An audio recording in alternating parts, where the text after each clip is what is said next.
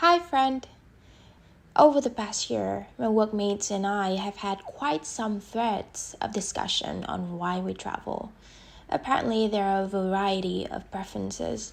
Some travel to explore, some travel to get rest, some travel for photos and check ins, some travel for the immersive experience of really going local. Most of us is a mixture of these tendencies with different distribution of motivations.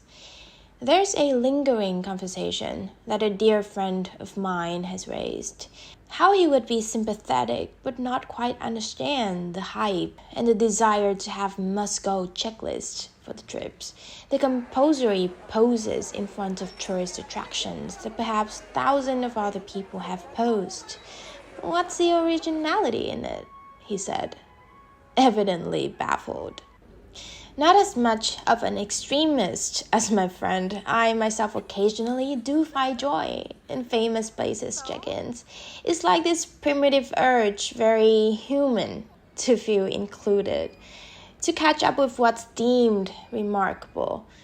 It feels kind of cool to think of all the fleeting lives have been here before you, all together share a mutual admiration of something either very historic, very landmark, very well known. Yet I think, as all other aspects, it's all about setting priorities. And I myself prioritize something otherwise as well.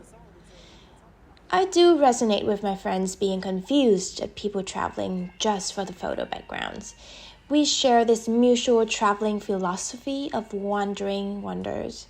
The uniquely unmatched beauty of it all lies in every serendipitous occurrence of things or people that we bump into as we go about in this life and during travel.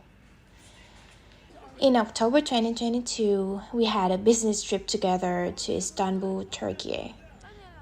I've just ordered an iced Americano to raise the glass to our companionship. The core memories of mine weren't the tourist attractions themselves, because of course it was a business trip after all, but the little things, the connections that I felt with other people, the way that I opened my heart to let all emotions come within. I remember when he gave me one of his earbuds when we walked the Bosphorus beach, or the moment we passed a local folk dance crowd. But I was rushing the whole group to a coffee shop so we could go on with our work when he said, "Is work that supremely important?" And that very succinct sentence kind of stuck with me ever since. It's an ode to something so sublime, so meta, so transcendent that no Instagram-worthy photo can make up for. 3 years ago, when I first studied abroad, astonished and starstruck by the grand museums of the bursting hubspot of London, I used to feel the rush of wanting to make the most out of my time in each one. I had this urge that I needed to cover all the relics, all the exhibition there, despite the limited time spent for each piece. It's the notoriously cursed fear of missing out. But then I once read some writing from an author who had this particular strategy of art exhibition visiting. She would make a quick scan and choose just one painting to observe and adore for the rest of her time being at the art scene. No other distraction, just pure concentration and appreciation for just one painting. Being 25 has granted me chances to feel this on another level of depth. May, I sat by myself, mesmerized, watching cascading waves in Busan. June, I spent the whole afternoon under the sun at the Penang beach, beholding a Muslim family building sandcastles for hours.